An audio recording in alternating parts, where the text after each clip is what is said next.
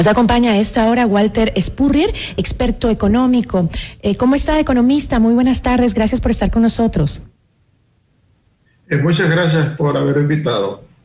Economista, antes de analizar a profundidad el tema con usted, creo que vale la pena recordarle a nuestros amigos oyentes y quienes nos ven también a través de Max TV que Ecuador suscribió originalmente este convenio de CIADI el 15 de enero de 1986. Sin embargo, en 2010, durante el gobierno del expresidente Rafael Correa, el país dejó de formar parte de este convenio. Según entiendo, el argumento se sustentó en una violación constitucional que dispone no celebrar tratados o instrumentos internacionales en los que el Estado ceda jurisdicción soberana a instancias de arbitraje internacional en controversias contractuales. Pero para ese entonces, pues hay que recordar también que Ecuador acumulaba ya una serie de demandas por incumplimientos de contratos con petroleras como la Oxy, como Burlington y también como Perenco. Economista, la pregunta, ¿fue la salida del CIADI un error del gobierno de Rafael Correa o efectivamente este tribunal afectaba la soberanía del Ecuador?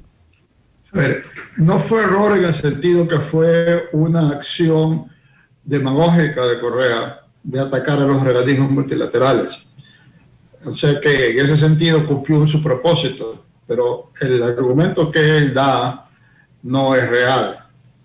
Porque el momento en que un país se suma a esta iniciativa del CIADI que favorece a un clima de inversiones, el Ecuador no se está comprometiendo a que los inversionistas en extranjeros en el país tengan una protección de arbitraje. En otras palabras, cuando el Ecuador quiere darle seguridades a un inversionista extranjero y garantizarle un arbitraje, tiene que firmar un acuerdo bilateral de inversión con ese país. Entonces ahí ese argumento es discutible, pero si se quiere decir que no se quiere entrar a un arbitraje obligatorio, mandatorio, uno no firma acuerdos bilaterales de inversión. Pero el CIADI es un organismo del Banco Mundial que facilita que haya tales arbitrajes, pero uno que cuando firma y es miembro del CIADI no está obligado a ir al arbitraje. Entonces, esa es una diferencia importante conceptual. El Ecuador no estaba comprometido de ninguna manera a ir al arbitraje en el caso de que se suma al CIADI, únicamente de buscar amigablemente acuerdos con los inversionistas. Entonces, la firma del CIADI ahora va a afectar de manera positiva la imagen de Ecuador o que Ecuador tiene para los inversionistas extranjeros.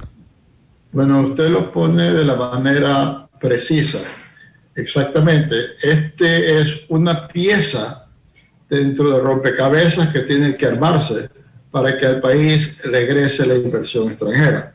E incluso para que haya más confianza de la inversión nacional. Es una muestra de buena voluntad de sumarse a un organismo del Banco Mundial al cual pertenecen como 160 países y en el cual se pretende ser amigable a la inversión y por lo tanto es algo que añade más a mejorar la imagen. El gobierno de Guillermo Lasso ha dado mensajes muy positivos hacia la inversión, pero hasta ahora son mensajes. Este es una toma de posesión hasta cierto punto simbólica, porque no le compromete a nada al gobierno, pero cual demuestra su interés en que haya un buen clima para la inversión privada. Entonces, no es que vamos a tener el día de mañana un resultado concreto por esta acción, pero va a contribuir con esta acción y otras que se están tomando y que se van a tomar a de que el país regrese la inversión extranjera. Pero en esa firma, entonces no se garantiza, no sé, otorgar mayor seguridad jurídica para la inversión extranjera, porque se trata de un tribunal, pero como usted dice, no estamos obligados, simplemente es como, es un acto como de buena fe, digamos. Sí, o sea, el gobierno está diciendo Si yo firmo un tratado bilateral de inversión, si es que lo firmo, yo podría estar poniendo de que el arbitraje sea en el CIADI, a lo que no podía poner pues si no era parte del CIADI. Pero no se está comprometiendo a eso, o sea, no hay cláusulas en que dice el gobierno se ha comprometido a hacer tales o cuales otras cosas. Entonces, en ese sentido, es solamente una manifestación de buena voluntad y deseo de atraer inversión extranjera, y se abre la posibilidad que si se retoman los tratados bilaterales de inversión, eso el arbitraje puede hacer a través del CIADI.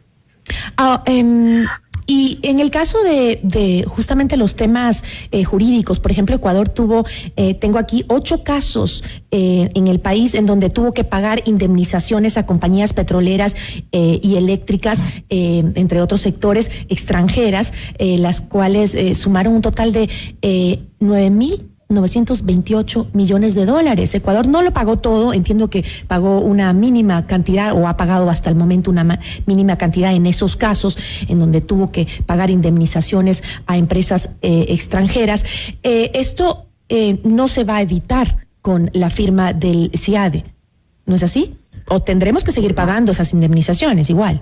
Entonces. Bueno, vemos un poco lo que pasa con esos acuerdos. Vemos el caso del último que ha habido. Ha habido que pagarle una cantidad como de 400 millones de dólares a Perenco. Entonces se puede decir, Perenco denuncia al Ecuador ante el CIADI y el CIADI dice que Perenco tiene razón y que hay que pagarle 400 millones, de los cuales muchos concluyen el CIADI falla a favor de las compañías petroleras y contra el Estado. Pero esa es una manera de verla, pero véanlo del otro lado.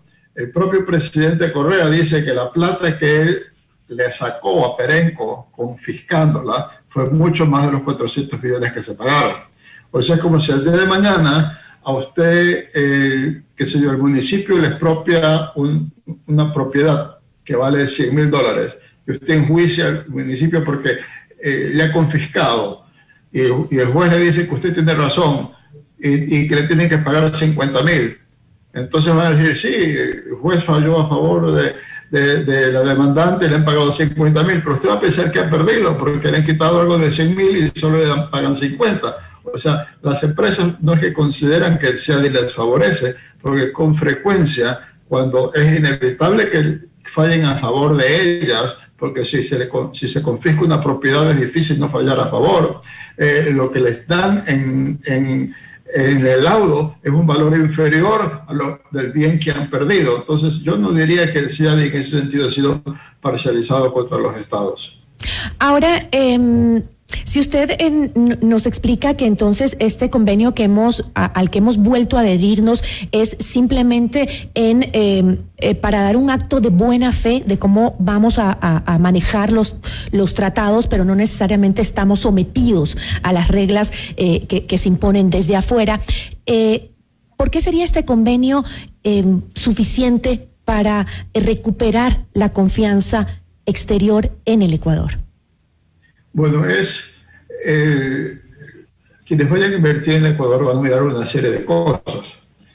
Y si la mayor parte de los países del mundo pertenecen al CIADI, que es un organismo del Banco Mundial, y el Ecuador no pertenece, y ese organismo tiene que ver con inversión extranjera, es una señal que al Ecuador no le interesa la inversión extranjera. En el momento en que sí es parte, es una señal que sí le interesa, y entonces se presta a que los posibles inversionistas busquen otras cosas. Entonces van a decir, pero el Ecuador tiene una situación fiscal muy inestable, tiene deudas muy grandes, esta economía puede fundirse. Entonces por eso también es necesario que el Estado ponga en orden las finanzas públicas, por ejemplo. O pueden decir, no, el Ecuador tiene demasiada tramitología y es un enorme problema en el Ecuador conseguir aprobación para nada, mejor no invertimos. Entonces se va a simplificar la tramitología y así sucesivamente. Es una serie de acciones que tienen que hacerse para que se cambie una imagen del Ecuador que en parte está dañada porque en el campeonato mundial de qué países han tenido que ser enjuiciados más veces en el CIADI, el Ecuador juega la final con Argentina. Bueno, fuera que fuese la Copa América, pero es la Copa CIADI la que estamos jugando con Argentina. ¿Cuál es el que gana esa Copa con con más expropiaciones y juicios que ante esa corte. Un triste segundo lugar en todo caso, ¿no? Muy triste segundo lugar para el Ecuador. Pero entonces, ¿este convenio de alguna manera podría ayudarnos a generar esos tan anhelados acuerdos comerciales con Estados Unidos? ¿Sí nos significa un espaldarazo con Estados Unidos, por ejemplo, o con cualquier otro país? Bueno, vamos por ejemplo, hablemos de algo más inmediato. El Ecuador quiere entrar a la Alianza del Pacífico. Para el cual los actuales gobiernos de Colombia, Chile y Perú están dispuestos ya a que entre el Ecuador. El cuarto es México, el que dice que tenemos que tener un acuerdo comercial más profundo que el que tenemos, similar al que tenemos con esos otros 3 países. Y ya estamos negociando ese acuerdo comercial, y México, el país que inventó el nacionalismo, dice que no firme el acuerdo si el Ecuador no forma parte del CEADI, y si el Ecuador no está dispuesto a someter arbitraje al CEADI dentro del acuerdo comercial con México. O sea, ellos no confían en la justicia ecuatoriana ante las empresas mexicanas. Entonces ahí vemos un caso en el cual se torna indispensable entrar al CEADI, y en ese caso además poner en acuerdo de comercio con ellos, que ese sí tendría que ir a la Asamblea, lo del CEADI no debe tener que ir a la Asamblea. ¿No ahí tiene que ir el convenio de CEADI a la Asamblea? ¿No va a tener que ir esta firma? Yo pienso que no tiene que ir, no me crea a mí porque yo no soy pues especialista en esa materia, pero el presidente de la República le ha mandado una carta a la Corte Constitucional diciendo que espera que dentro de 8 días plazos que le apruebe el que pueda firmar ese acuerdo, porque no requiere de aprobación, no requiere aprobación por la Asamblea. Pero deberíamos esperar entonces a lo que diga la Corte Constitucional, que es quien define entonces si se requiere o no la aprobación de la Asamblea Nacional, ¿no es cierto? Así es, así es. Pero según leía que Diego Borja, que es exministro de Economía del gobierno de Rafael Correa, que hablaba sobre una adhesión a este tipo de convenios, decía que sí se requiere la aprobación previa del legislativo, decía él, que es exministro de Economía, repito. Y su argumento era que se estaría atribuyendo competencias propias del orden jurídico interno a organismos internacionales. Pero según lo que usted nos acaba de explicar, no sería así, porque el convenio no nos obliga a guiarnos bajo las normas de este convenio, sino que es simplemente un acto de buena fe. Sí, ese es mi criterio, ese es mi entendimiento. Estoy muy convencido de lo que digo, pero en la parte jurídica no pretendo sobreponerme a la opinión de los expertos jurídicos. Serán ellos los que usted podrá consultar a ver si coincide con mi visión o no. Está clarísimo. Habrá que esperar también a lo que dice la Corte Constitucional para ver si es que la Asamblea aprueba o no el que firmemos este convenio, que de una forma u otra, como usted lo ha dicho, pues nos beneficia en el ámbito del comercio internacional, ¿no? Así es. ¿Considera que en el caso de que la Corte Constitucional diga que sí tiene que pasar a la Asamblea, cree que podría politizarse un poco y generar un obstáculo para tener este tipo de convenios que nos impulsan a una mejor relación económica con diferentes países? Podría ser que sí, si eso dice la Corte, por el hecho de que el bloque oficialista es relativamente pequeño, y yo pienso que este es un tema que, y como muchos otros temas, normalmente no se tratan con la suficiente profundidad en la Asamblea. El punto central aquí en lo económico es que nosotros con el COVID y después de la crisis económica que tuvimos antes, hemos perdido una enorme cantidad de empleados, El trabajo se ha reducido enormemente y muy pocos de esos trabajadores van a regresar a las empresas de las que salieron. Las empresas ya se han reestructurado para trabajar con menos empleados, los han reemplazado con maquinaria, reorganizado a las personas.